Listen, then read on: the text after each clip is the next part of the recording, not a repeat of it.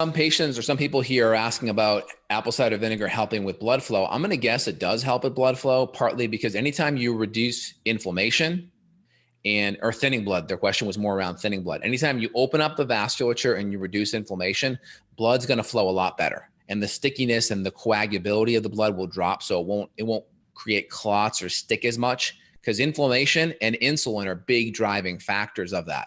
That's part of the reason why diabetics have so many side effects, especially when the vessels go into your eyes. They're really, really small capillaries. So any stickiness or blood flow issues can decrease blood flow to the eye, which can create cell death. So of course, that's going to be a factor. So I'm going to go out on a limb and say apple cider vinegar will help thin out the blood, and of course will help improve blood flow based on all those mechanisms we just mentioned. Makes sense. Now, is it going to get you to a point where your blood is dangerously thin and like you shouldn't be drinking apple cider vinegar before you go into surgery? I mean, if you're doing a teaspoon, a tablespoon a day, I really don't think it would be that powerful. Right. You're probably okay. But worst case, you just cut it out a couple of days ahead of time. That, fish oil, any systemic enzymes like serrapeptidase can be helpful. Yep. Patient wrote in, is it okay to add baking soda to an ACV drink? Well, if you remember like the old volcano experiments in science class, you had a whole bunch of baking soda. It will cause it to foam up.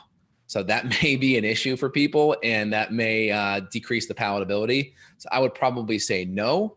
Also, baking soda it will alkalize, it will neutralize the pH of the apple cider vinegar. So I'm gonna go out on a limb and say that it will actually decrease the benefits of it, because part of the benefits are the acidity.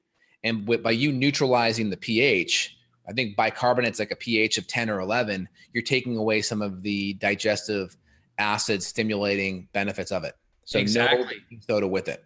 Yeah, I don't even think you're going on a limb. That's totally valid to me. You're literally counteracting the ACV by doing that. Yeah, and we want to kind of look at apple cider vinegar as a tool plugged into a functional medicine program. Some patients are talking about like, hey, what if I have stomach irritation or stomach pain from taking apple cider vinegar? Well, my sentiments would be that you have probably thinner gut lining, like some atrophic gastritis. Now, if that's the case and you're taking it 5 or 10 minutes before a meal, maybe we want to do it with food. Maybe we want to take it with food. Instead of doing a teaspoon, maybe you do a 1/4 to 1/8 of a teaspoon. See if you can tolerate that. Maybe you do it right before you eat, just a couple ounces of water. If that's a problem, maybe you do it with food already in your tummy. That way, food's already kind of coating your gut lining. So it's not hitting raw mucosa, it's hitting some food. So those would be the ways that I would kind of periodize it or kind of titrate it in if someone was already pretty sensitive. Well, and let's add the extra layer on top of that conversation, which is, well, if that's happening, there's probably a root cause that hasn't been addressed yet. So make sure you look at getting organic acids testing done, get some proper stool testing done. You could have some type of infection. It could be something as simple as H. pylori that's messing up your gut. It could be bacteria, parasites, worms, could be any of it, could be all of it. So you'd want to get some biomarkers looked at, measure your inflammation in your gut, measure your gut lining. You can look at that secretory IgA number on the stool test. Those are all the data points that Justin and I would refer to if we had that come up in conversation. 100%. And someone wrote, is ACV okay if you're on blood pressure medications? Magnesium, ACV, any of these nutrients, hawthorn, that helps improve blood pressure levels, as well as blood sugar too, right? It's fine. Just make sure you're monitoring your blood pressure. And as your blood pressure drops, you go talk to the prescribing doctor and have them decrease the medication. It's that simple. So blood pressure is nice because it's very objective. You can measure it daily. There's no blood draw.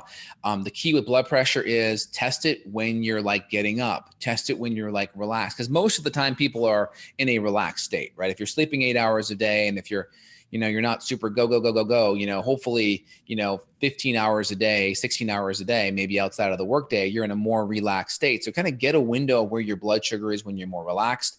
When you're stressed, blood pressure go up, because blood pressure and our blood sugar should go up because your body's trying to manage that response and it's trying to get more blood flow to those stressed out areas, right? The fight or flight mechanism, hands and feet. So definitely monitor it.